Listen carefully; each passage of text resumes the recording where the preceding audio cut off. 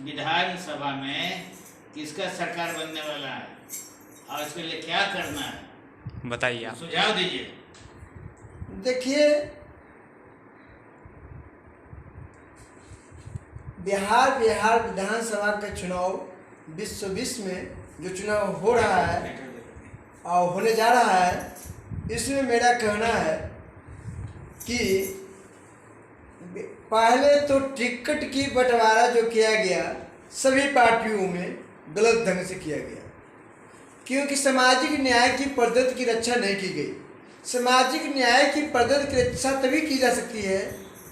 समानता का अधिकार प्राप्त करने के लिए सामाजिक न्याय की पद्धति की रक्षा होती है। समानता के अधिकार प्राप्त करने के लिए सभी वर्गों को लेकर चलना होगा, जैसे कि अति पिछड़ा कहा गया है, पिछड़ा वर्ग कहा गया है, अनुसूचित जाति कहा गया है, अनुसूचित जनजाति कहा गया है और समान जाति कहा गया है। और उसके बावजूद भी अति पिछड़ा में भी अब आज समय आ गया कि राजनीति में सभी जातियों का रुझान बढ़ गया है। हर एक जाति में के एक नेता मेरा हो, विधानसभा में हो, विधान परिषद में हो, राज्यसभा में हो, लोकसभा में हो, भागीदारी हो, सभी जाति की भागीदारी हो। लेकिन मैं यहाँ पर एक कहना चाहता हूँ साफ साफ, सामाजिक न्याय की पद्धति की रक्षा के लिए जितने पार्टियां जो हैं सिर्फ जाति की संख्या के अनुसार किस जाति का किस क्षेत्र में कितना जाति उस क्षेत्र से लड़ने के लिए टिकट दे दिया जाता है, मगर इस दृष्टि के कोण पर टिकट नहीं दिया गया कि सभी जातियों को टिकट देने से विधानसभा में, लोकसभा में, राज्यसभा में, विधान परिषद में सामाजिक न्याय की पद्धति की रक्षा के लिए, हितों की रक्षा के लिए आवाज उठावे।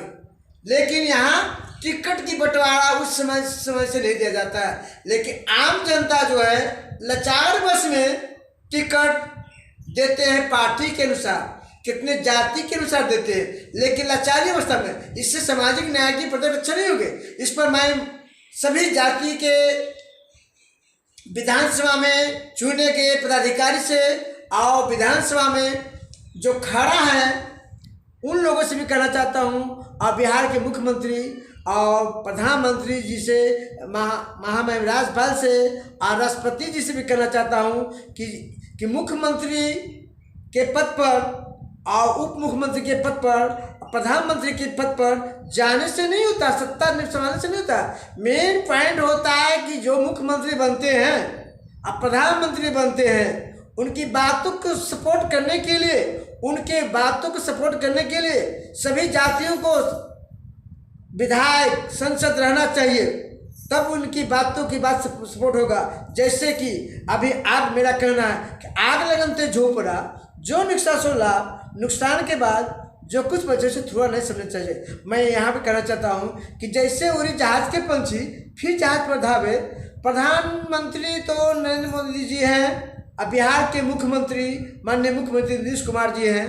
मैं तो कहना चाहता हूँ कि जिस तरह से शुरू में मुख्यमंत्री की पद पर से कुर्सी संभाले थे और 15 साल जो है, फिर इसी तरह से मैं चाहता हूँ कि दोबारा सत्ता में आए और जैसे उड़ी जहाज के पंछी फिर जहाज पर धावे, कहने के तात्पर्य और है कि ज्यों पतंग जानी स्यों पतंग लपताब। कहने का तात्पर्य यह भी है मेरा कि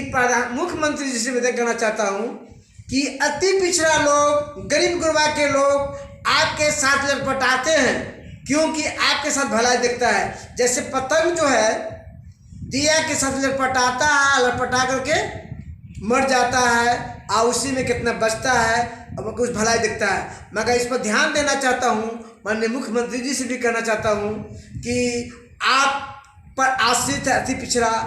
पिछड़ा पर आश्रित आप भी आश्रित हैं, मगर टिकट के समय भी ध्यान देना मस्त जरूरी है। लेकिन लाचार बस में आपका वोट तो, अति पिछड़ा का वोट तो माननीय मुख्यमंत्री जी के ही हाथ में जाएगा और सत्ता में विराजमान रहेंगे, आशा प्रकट करता हूँ। आशा प्रकट करना चाहते हैं इसी मुद्दा पर कि संवैधानिक पद, बिहार में संवैधानिक पद 345 सीट खाली है, लेकिन माननीय मुख्यमंत्री से निगाह करना चाहता हूँ कि जिस तरह से वक्फ बोर्ड में मुस्लिमों को दिया जा रहा है, उसी तरह से बिहार में 342 बोर्ड है, उसमें से अति पिछड़ा सभी जातियों को सभी जिला से उसमें बोर्ड में निगम में जितने निगम हैं उसमें अन्य सभी जातियों के बोर्ड पर लगा की नियुक्ति की जानी चाहिए। न कि जिस तरह से विधानसभा के चुनाव में टिकट दिया गया है उस तरह से नहीं किया जाना चाहिए। जैसे कि मनोनीत को होता है, मैं महामहिम राज्यपाल के द्वारा मुख्यमंत्री की सिफारिश के द्वारा जो 12 पद विधि से होता है, डॉक्टर से होता है, खेल से होता है, इन सभी में नियुक्ति सभी जाति से की जानी चाहिए, सभी विभागों से की जानी चाहिए और जानकार आदमी से की जानी चाहिए। न कि जाति से लेना चाहिए, न कि विभाग से लेना चाहिए, जानकार आदमी से होना चाहिए, होनहार आदमी से लेना चाहिए किसी पद पर भी, किसी भी नियुक्ति पर। और जितने मैं कहना चाहता हूँ इस मुद्दा पर मेरा कहना है कि जैसे विधान परिषद हो, विधानसभा हो, लोकसभा हो, इन सबों में जिस तरह से अनुसूचित जनजाति की सीट रिजर्व किया गया है विधानसभा के चुनाव में, लोकसभा के चुनाव में लड़ने के लिए, उसी तरह से विधानसभा, लोकसभा, विधान परिषद और राज्यसभा में भी चुनाव लड़ने के लिए सीट रिजर्व करने के लिए सिफारिश की जाए चाहिए केंद्र सरकार से। और केंद्र सरकार से भी मांग करना चाहता हूँ कि अति पिछड़ा के प्रधानमंत्री जी माननीय मुख्यमंत्री नरेंद्र मोदी जी हैं और राष्ट्रपति जी अनुसूचित जनजाति के जो है इस पर ध्यान का अमल करने की जरूरत है। जो कि ऊंचे, मैं एक कहावत करता हूँ, धन संसार पदार्थ मांगे तो ज्ञानी समझे। लोग कहें मांगे का अधिकार हमारा, उससे तो किससे मांगे, उस दिन कौन हमारा। गढ़ चाहते हिस्सा लेना देना तो फर्ज निभाना जाना चाहिए। कहे का तात्पर्य मतलब यह है कि आप पहले मुख्यमंत्री नहीं थे, विधायक नहीं थे, एमपी नहीं थे, उस समय आपको कैसे बचाता था कि मैं कैसे उस कुर्सी पर पहुंचूंगा। और जननायक कपूर ठाकुर की सपना को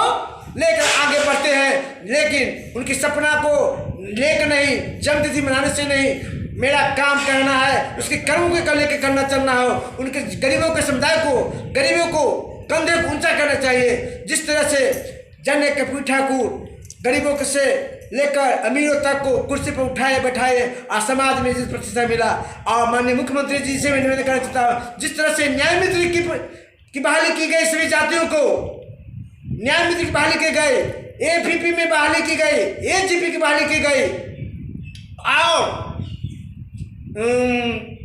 बिहार में न्यायपालिका में अच्छा लागू किया गया, जिससे कि गरीब गुरबा के लोग, पिछड़ा, अति पिछड़ा, अनुसूचित जाति, अनुसूचित जनजाति के लोग जज बनने की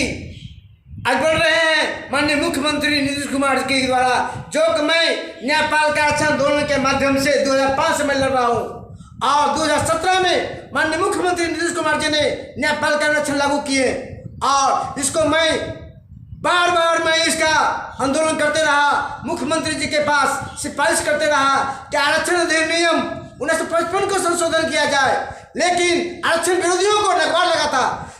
और इसके लिए लालू प्रसाद यादव ने भी आरक्षण लागू किए थे 1991 में, लेकिन आरक्षण विरोधियों ने इसको हाई कोर्ट में और उच्चतम न्यायालय में इसका विरोध किए थे। लेकिन उच्चतम न्यायालय ने 5 न्यायाधीश ने कहा था कि राज्य सरकार कानून पास कर सकते हैं, लेकिन पटना उच्च न्यायालय से सहमति ले सकते हैं। इसी मुद्दा पर मैं मुख्यमंत्री जी के पास, महामहिम राज्यपाल जी के पास, विधि मंत्री जी के पास मैं चिट्ठी देते रहा, आवेदन देते रहा कि कानून बनाने का अधिकार राज्य सरकार और केंद्र सरकार पर है, न कि न्यायपालिका को है। लेकिन इस मुद्दा पर बार बार लिखते रहा, लेकिन पटना उच्च न्यायालय के द्वारा सहमति दी गई थी, लेकिन उस चिट्ठी को बार बार मैं कहते रहा कि पटना उच्च न्यायालय से सहमति लेना बाध्य नहीं है, पटना उच्च न्यायालय से सहमति लेना बाध्य नहीं है और कानून बनाने का अधिकार राज्य सरकार केंद्र सरकार को है।